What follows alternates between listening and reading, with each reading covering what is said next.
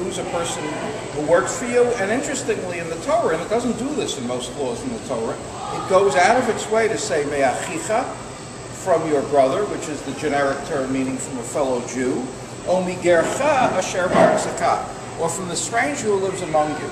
Now, it's an interesting thing with the word ger. There's been in the Torah, the word ger means a foreigner, a stranger.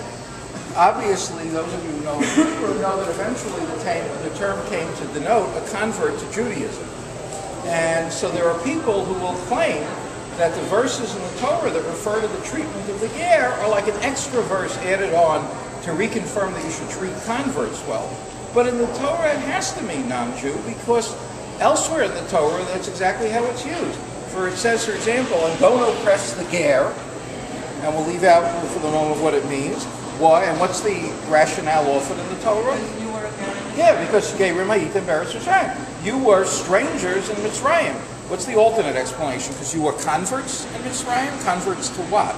It makes absolutely no sense. So this is one of the verses where the Torah goes out of its way to say, so don't oppress me'achicha, the laborer, one of your brothers, or a stranger, asher b'arzaka, who's living in your land.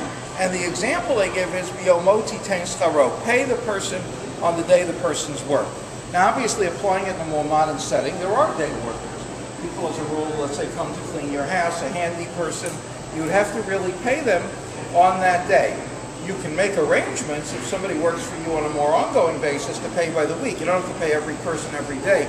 But the biblical realization was you're dealing with people who are fragile, who are frail, who need the money that day, who can't, save for it, do it tomorrow. I remember seeing that movie.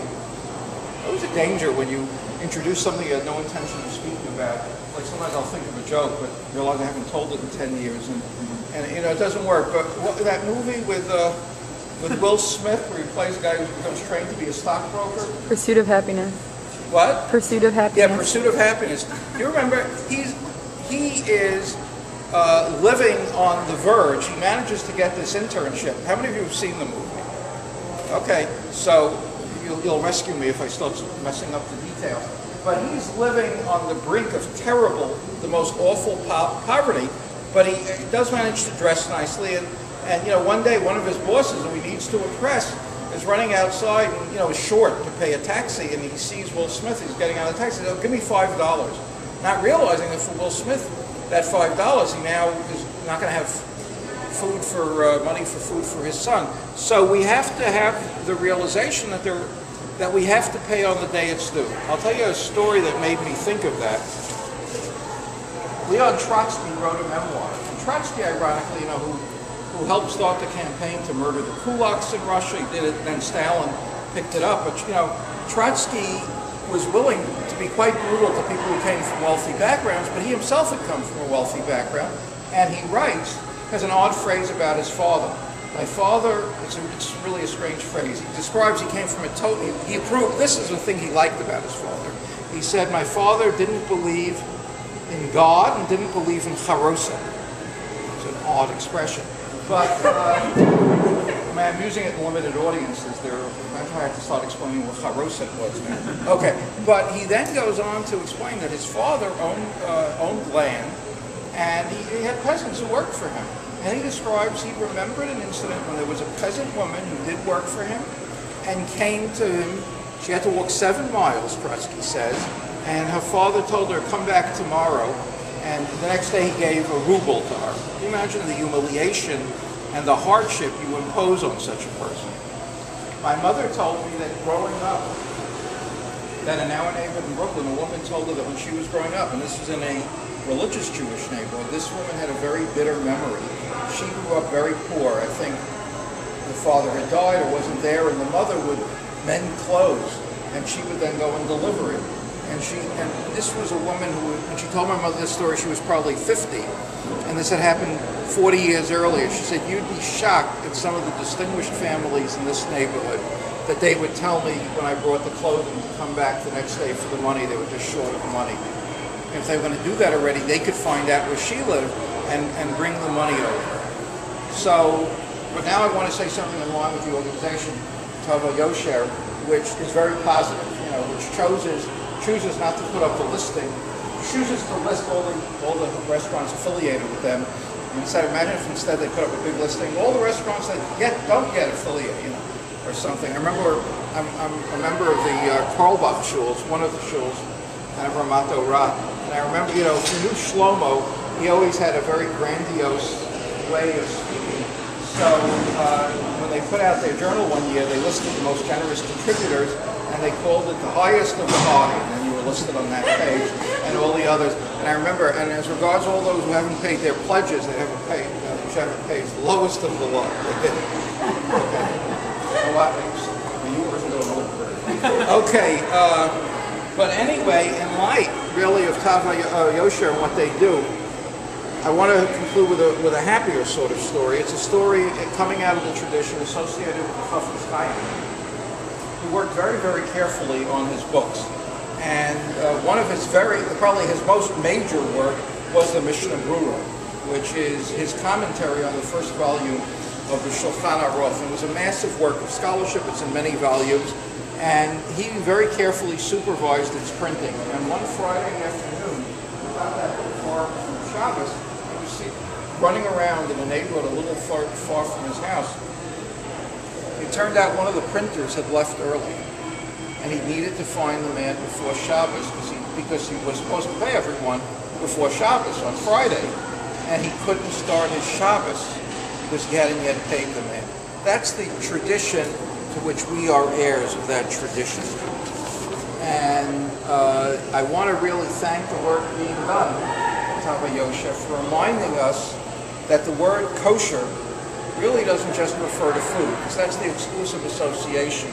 It refers to fitness. Kosher food is food that is fit. A kosher yid is a Jew who's a fit Jew who does the right thing. Abraham Joshua Heschel used to say, there are people who check so carefully to see if there's a blood spot on an egg. He says you also have to check to see if there's a blood spot on a dollar bill. Thank you for letting me so, I know my Philippians has to leave, but we can't have the Rebbe leave without singing him a little niggun. Especially since Karlbach. So I think what's fitting for tonight, the words are Shomrim Hafki Le'ircha Kol Hayom V'Kol Halayla. Got the words? Shomrim Hafki Le'ircha Kol Hayom V'Kol Halayla. You should appoint, guards to your city all day and night. Right? We should appoint guards all over the country. We're going to look at that map later and look at how we can expand this to the next level in the country. Donnie's going to look at this in a session. Right? We should appoint guards to ensure that these things are not just assumed, but ensure they're met. So the melody you'll recognize. Shomrim Hafkei Le'ircha Kol Hayom V'Kol Halayla. Shomrim Hafkei Le'ircha Kol Hayom V'Kol Halayla. Shomrim Hafkei Le'ircha Kol Hayom V'Kol Halayla. Shomrim Hafkei Le'ircha Kol Hayom V'Kol Halayla. Shomrim Hafkei Le'ircha Kol Hayom V'Kol Halayla. Shomrim Hafkei Le'ircha Kol Hayom V'Kol Halayla. Shomrim Hafkei Le'ircha Kol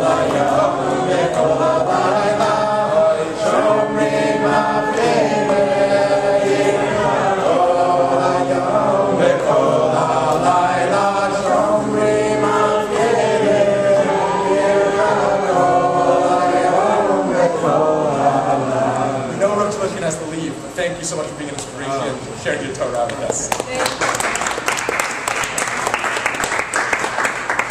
Okay, before our next speaker, I just want to hand out to you two pieces of press, which are literally hot off the press. These two pieces of press came out an hour and a half ago. One is an article by the Jewish Forward, where they went around to establishments with the Tav in New York and did interviews of owners and just random customers, man, to see what they thought. So I'm going to pass that around. This came out an hour and a half ago online. And secondly is a wonderful op-ed in the Jewish Press, which came out also today, written by our chief compliance officer, Donnie Passow, and our chief operations officer, Michal Berman. And that was in the Jewish Press. I'll also hand it out now. So.